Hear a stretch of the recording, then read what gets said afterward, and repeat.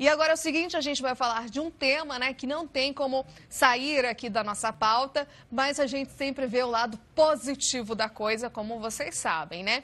Então a gente vai falar e dar dicas para vocês aí de casa como sair da crise, como driblar a crise, quais são as suas atitudes, as suas ações que vai, de repente, transformar este momento em grandes oportunidades. Ontem a gente teve aqui uma outra, entrevistada que nos comentou um pouquinho sobre a questão de orientação profissional, de coaching e tudo mais. E aí eu recebi muitos recados, então vocês aí de casa querem fazer alguma pergunta específica, já pode começar a interagir aqui com a gente via nosso WhatsApp no número aí que está na tarja para vocês, tá bom? Estou aqui então recebendo hoje o consultor e coaching também, que é o Alberto Reutemann. Seja bem-vindo, Alberto. Tudo bem? Bom dia, amigos. Bom dia, Renata. Obrigado. Obrigada. Bom, pra gente começar falando, essa coisa de falar assim, olha, vamos aproveitar esse momento de crise e transformar em oportunidade. Realmente não é uma visão otimista demais?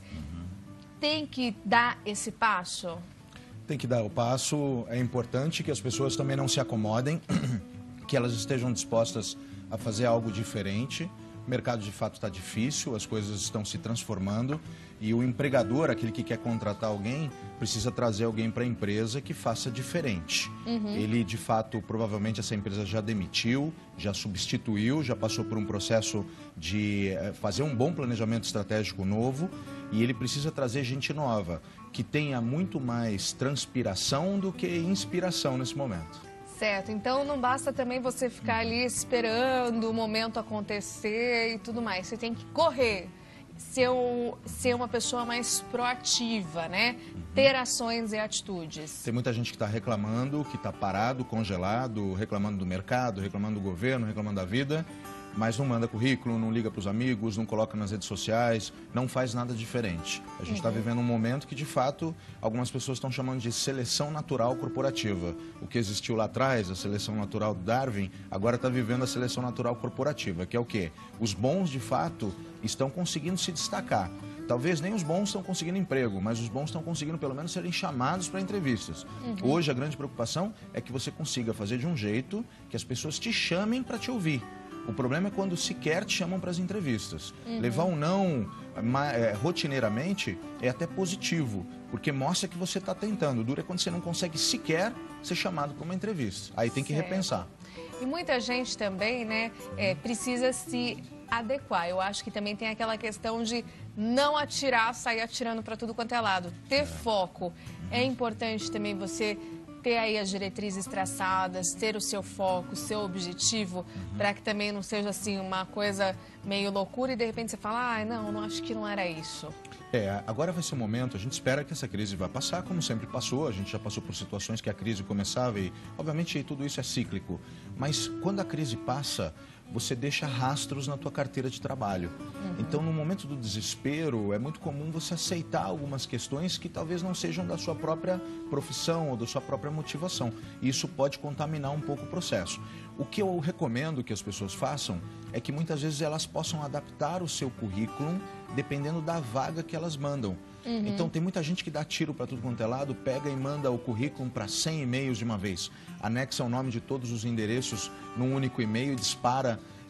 Ou seja, você não consegue customizar a sua competência para aquela vaga. Então, se você entrar nessas redes sociais, nesses sites de emprego, dá uma olhadinha no teu currículo e tenta adaptar um pouco, até para que quem examine o seu currículo consiga ter um pouco mais de aderência do seu perfil à vaga. Você aumenta pelo menos em 25% a sua chance de ser chamado para uma entrevista. Olha, muito bom. E falando também na questão da criatividade, Hoje, o profissional, ele tem que realmente ser multi, assim, ele tem que ser, olha, acabou, aquela história, não, só faço isso, sou assim, essa parte é minha e tudo mais. Não pode. Ele tem que sair da zona de conforto. A minha recomendação é que agora você não vai encontrar o emprego dos seus sonhos. O importante é que você volte para o mercado de trabalho para quem está desempregado, para ir depois sim dar um pulo para ir para aquilo que você gosta, mas existe uma concorrência relativamente desleal que a cada vaga de trabalho hoje colocada no mercado, a preferência de quem recruta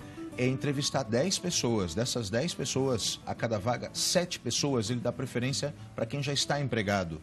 e 3 para quem está desempregado. Então, hoje, para quem está empregado, a primeira coisa é tentar se manter no emprego, mostrando proatividade, mostrando inovação, criatividade. A gente não fala mais em dor de dono, a gente fala amor de dono. Demonstre amor de dono. E quem está desempregado, tentar voltar de alguma forma para um emprego registrado. Porque aí você, empregado, você consegue ter um poder de barganha melhor para negociar outro emprego melhor. Seguinte, estou aqui com uma telespectadora também. Renata, pergunte ao especialista, eu tenho muita vontade de abrir um brechó. Seria o momento certo ou não, né? Brechó são quando você pega algumas roupas já de bom uso, né? Mas que não estão mais sendo usadas aí pelos seus donos e resolve aí abrir uma loja, né? É muito comum também em vários países e tudo mais. O que você acha? Eu acho que é um bom momento para todos os segmentos da área de serviços, inclusive para entretenimento também, porque você tem riscos menores e você consegue trabalhar quase como uma necessidade da população. As pessoas precisam vestir, precisam comer, precisam se divertir. Então, tudo aquilo que está atrelado àquele primeiro nível da pirâmide de Maslow, que a gente fala, que são todas as necessidades de um ser humano, todos os negócios e business relacionados a isso ajudam. O brechó, particularmente, é algo bastante interessante, primeiro porque tem sido uma alternativa àquelas pessoas que queiram não só entrar na moda, mas também que muitas vezes não têm recursos para comprar uma roupa nova. Então, acho que você acaba pegando dois públicos. Um que gosta muito de roupas descoladas, roupas diferentes, que já é um segmento mais fashion, né, mais de alta renda, por que não dizer, mas também aquele segmento de pessoas que gostariam de ter uma alternativa para não se render às marcas já tradicionais. E o interessante do brechó é que você basicamente tem acesso à matéria-prima por um custo bem mais baixo e pode revender com uma margem maior. A minha recomendação é, sempre olhe margem, não olhe só faturamento. Faturamento é irreal se você tem um custo alto. E o brechó é um dos segmentos que permite ter maior margem. Você tem que colocar o custo no papel, né? E ver ali quanto você vai faturar. Existe essa margem? Existe realmente esse lucro? Porque às vezes você está olhando, estou faturando tanto, mas quanto você está gastando para fazer aquilo? Então, tem que ficar esperto. Tô com mais telespectadora aqui, as mulheres. Elizabeth, lá do Pernambuco, aqui com a gente. Renato, estou com um problema. Eu não estou conseguindo driblar, a crise está muito difícil economicamente. Quais são os grandes passos aí que o especialista recomenda, né? Eu acredito que sejam aí os primeiros passos. O que ela deve fazer? Primeira coisa é retenção total de gastos. Infelizmente, a gente não tem muito segredo. Você vai ter que cortar, conversar com a sua família, fazer uma economia maior, inclusive cortar algumas questões que você entende que sejam supérfluas. Isso é crucial em primeiro lugar. Em segundo, avaliar o que você pode fazer para ter trabalho. Se você está desempregada, não deixe de trabalhar. Fazendo alguns bicos, algumas coisas que possam te render um pouco mais. A gente consegue fazer dinheiro, muitas vezes rapidamente, vendendo algumas coisas, para fazer pelo menos um colchão, para conseguir te alavancar para conseguir um emprego melhor. Por exemplo, se você consegue economizar um pouco mais, você se cadastra em um ou outro site de emprego, consegue fazer uma propaganda melhor, a si mesmo tem que cuidar muito do marketing pessoal. E conseguir distribuir currículo no mercado com bastante ênfase, né? A maior parte das pessoas que têm conseguido emprego tem deixado o currículo na portaria das empresas, no envelope, ao invés de mandar e-mail. O segurança recebe aquele envelope, acha que de fato é alguma coisa importante, ele não breca e ele leva direto para o RH. O RH abre o envelope e vê o currículo de alguém. Esse alguém já se destaca diante daqueles 1 milhão de e-mails que mandam e acabam sendo deletados, né? Que é aquele velho e antigo jeito, né? Muita coisa agora está voltando, né? Na verdade, tem gente que manda até telegrama. Se você recebesse um telegrama, você abriria, né? Você abriria e, de repente, se você abre o telegrama, é um currículo. O examinador, quem está procurando, quem está examinando as pessoas, vai falar, opa, ele foi inovador, ele foi criativo. Mas o telegrama também custa dinheiro, precisa pensar direitinho, né? O que você tem sentido, né? As pessoas, no geral, você que dá bastante palestras, né? Viaja aí também pelo Brasil, o que você tem sentido, assim, do público, né?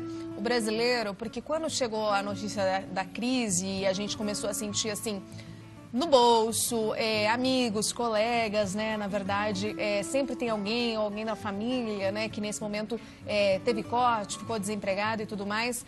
Mas eu acho que nesse momento algo vem acontecendo, a economia vem se recuperando e eu acredito que o brasileiro já está retomando aquela história do otimismo também. Não sei se você tem sentido isso. Eu acho que a gente passou por uma fase que ninguém mais aguentava falar sobre crise, problemas, depressão, e agora parece que deu uma acalmada, e isso já começa a refletir em alguns indicadores econômicos, principalmente com relação ao positivismo, ao ânimo do consumidor. A gente ainda não está vendo uma reação forte dentro de alguns indicadores cruciais, como o índice de desemprego, taxa de juros, câmbio vem baixado um pouco. Inadimplência cresceu muito, né? Cresceu demais, as empresas estão renegociando. Então é um momento também agora de enxergar algumas alternativas de outros mercados. Mercado de commodities, mercado agrícola, de fato é a força motriz do país. Então é um segmento incrível para você procurar. E o segmento de serviços, empresas de consumo, a indústria está mal, mas se você for para questões relacionadas à indústria farmacêutica, à indústria de consumo, são setores que estão muito fortes. Tá certo, então, Alberto. Muito obrigada. Deixe o seu contato para quem quiser saber um pouquinho mais sobre o seu trabalho. Obrigado. O site é www.nexialistas.com e estamos à disposição aí para atender as dúvidas das pessoas também com relação a isso. Tá certo. Ó, tô aqui com um telespectador que falou assim: Renata, não tem crise não, tem mau uso de dinheiro, pessoal gastando em festa, roupa nova, churrasco no fim de semana. Tem que ter consciência, saber usar na hora certa, tá? Aí, então, nosso telespectador, que é o Edivan, ele é de Santa Inês, no Maranhão, mas atualmente mora em Chapadão do Céu, lá em Goiás. Beijo aí para todo mundo do Maranhão e de Goiás também.